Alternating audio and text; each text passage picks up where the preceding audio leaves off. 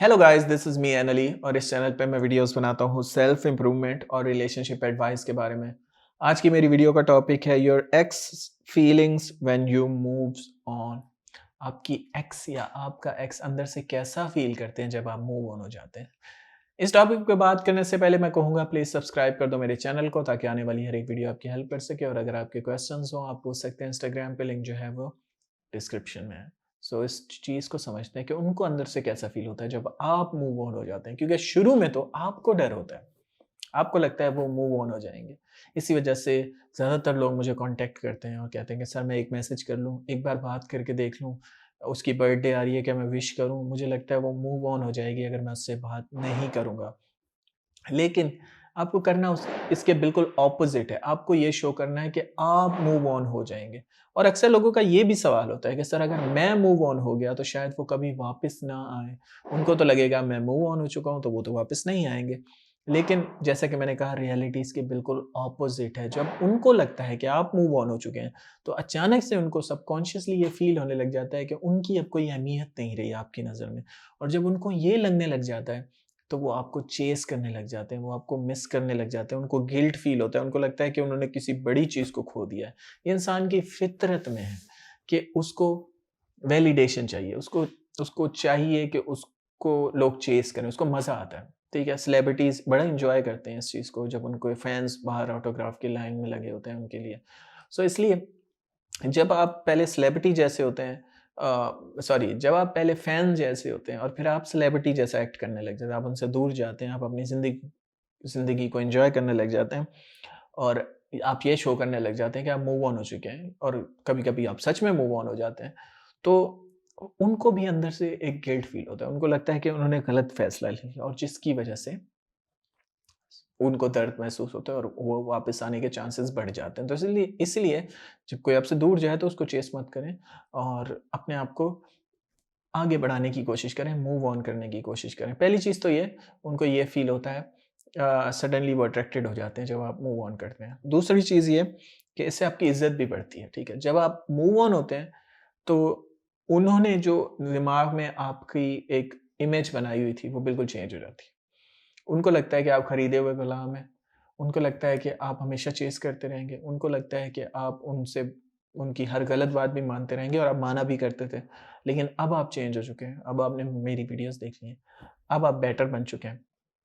जिसकी वज़ह से उनको ये डर सता रहा है कि क्या ये वापस आएगा? एक तो ये डर सता रहा है, दूसरी आपकी इज़्ज़त भी बढ़ रही है। आप इमोशनली स्ट्रॉन्ग शो हो रहे हैं उनकी नज़र में और हम इमोशनली स्ट्रॉन्ग लोगों की बहुत वैल्यू करते हैं इस दुनिया में, ठीक है?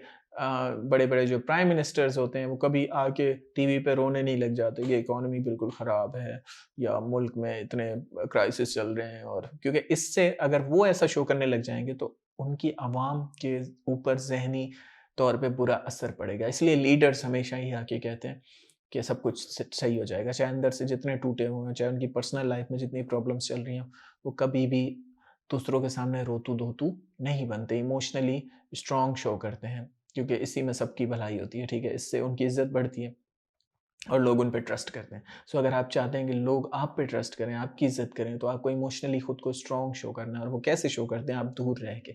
जब तक आप उनके पाँव में पड़े होते हैं, वो आपको इज़्ज़त नहीं देते। तो इस चीज़ को आप समझिएगा।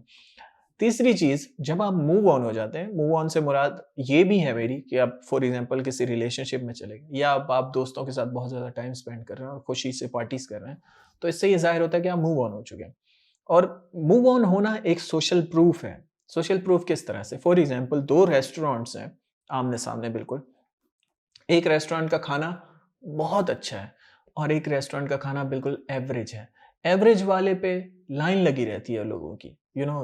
15-20 बंदे हर टाइम लाइन में खड़े होते हैं खाना लेने के चक्कर में। लेकिन जिसका खाना बहुत अच्छा है, उस पे एक भी कस्टमर नहीं है इस टाइम।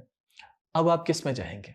चाहे आपने बहुत ज़्यादा सुन रखा हो कि उसका खाना अच्छा है, लेकिन अपनी आँखों से जो आपने मंज़र देखा, वो तो ये देखा ना कि जिसका एवरेज खाना है, उसकी लाइन में ज़्यादा लोग लगे हुए हैं। तो आपको आपको लगता है कि मेबी शायद मैंने ही गलत सोचा या मैंने ही गलत पढ़ लिया कहीं पे।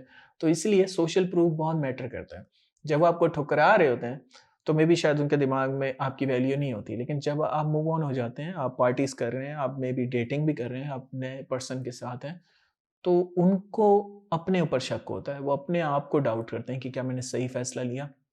ये तो अच्छा इंसान है, इसको तो और लोग भी मिल गए, क्योंकि वो आपको इस तरह छोड़ रहे होते हैं जैसे आप बिल्कुल बेकार हैं, आपको कोई मुँह भी नहीं लगाएगा पूरी ज़िंदगी। लेकिन अब आप चेंज हो चुके हैं और यही चीज़ उनको अंदर से खाती है और फिर वो वापस आते हैं। So that's why social proof होना भी लाज़मी है, हैप्पीनेस शो करें, खुश रहें। और आखिरी चीज़, एक साथ में ये भी मशवरा देना चाहूँगा कि सिर्फ़ तभी डेट करें किसी को जब आप इमोशनली रेडी हों। मैं ये आपको भी बताना चाहता हूँ, क्योंकि अगर आप सिर्फ़ उनको वापस लेने के लिए डेट कर रहे हैं किसी के साथ, तो आप अटके वहीं पे रहेंगे, ठीक है? कि उसने मेरी पोस्ट देखी या नहीं देखी, उसने मेरे बारे में पूछा या नहीं पूछा, तो ऐसी हरकतें मत किया करें, ठीक है? और आपका वो रिलेशनशिप भी ख़राब हो जाएगा क्योंकि अंदर से आप रेडी नहीं हैं, आपके इमोशंस अभी रेडी नहीं हैं।